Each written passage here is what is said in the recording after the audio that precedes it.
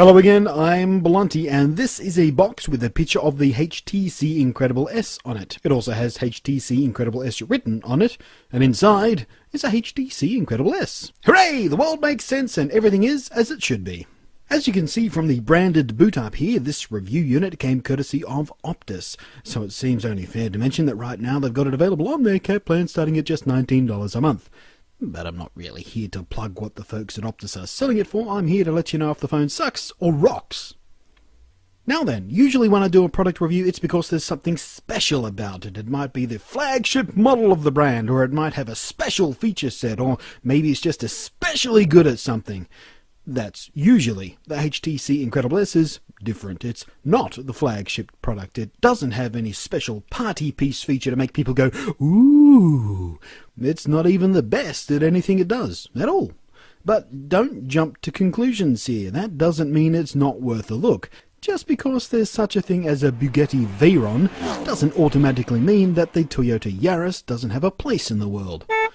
And that's what the HTC Incredible S is, really. It's the Toyota Yaris. It's inexpensive, reliable, simple, and rather surprisingly good.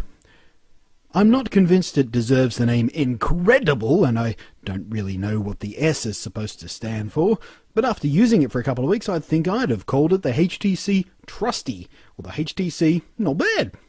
It never made me explode with glee, but it was a very, very dependable performer. It ran with a solid consistency. It was always responsive and smooth. It runs a 1 GHz Scorpion processor, an Adreno 205 graphics chip, and 786 MB of RAM. Familiar specs for a nice mid-range Android handset these days. The screen is it's better than average, actually. It sports a Super LCD panel secured behind tough Gorilla Glass. It's nice and sharp and quite bright, actually. Once more, it's not the best screen you can lay eyes on today, but it certainly never gave me any reason to complain. Physically, it's kinda weird looking. Well, not from the front bit you're staring at most of the time. That looks quite like any other handset from HTC, or anyone else, really. Around the back, though, the lines of its rear end are, well, let's say, a little bit less graceful. There's also a camera, of course, and a dual LED flash as well. Now, those of you who've watched some of my other reviews I've done of Android handsets will know by now that I have no love for the default camera interface. Thankfully, HTC seem to agree with me on this one, and they've chosen to replace it with their own home-cooked version, and I quite like this. It's clean, simple, has a certain elegance, and makes changing settings or applying the built-in effects fast and intuitive. It's easy. The tap focus works reliably, if not especially quick. Switching between stills mode and video mode, however, is blink and you'll miss it quick, which is awesome. I also like that you can fine-tune many of the effects with an easy touchscreen gesture, swipe or a poke or whatnot. Now, up until this point, things have been sitting comfortably in the kingdom of the average. And understandably, I'd expected the same from the camera's performance, but my expectations were sucker-punched. The pictures it actually captures are really surprisingly good.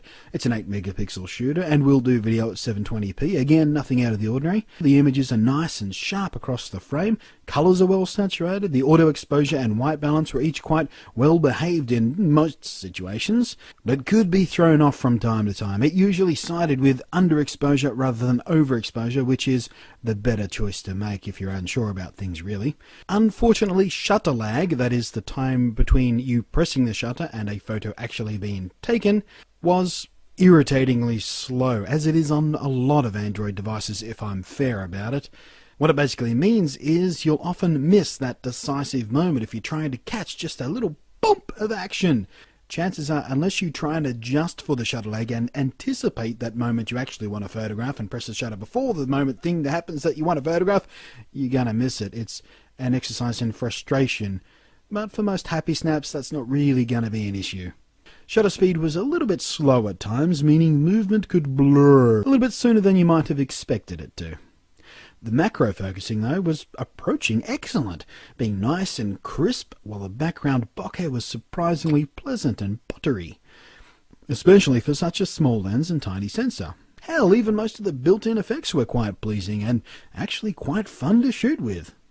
In video mode, we trip backwards rather ungracefully back into the realm of the average, hitting that good enough spot. It's It's not so bad as to make a big deal out of it and come up with some clever metaphor to mock it with, but also not good enough to be remarkable in any way.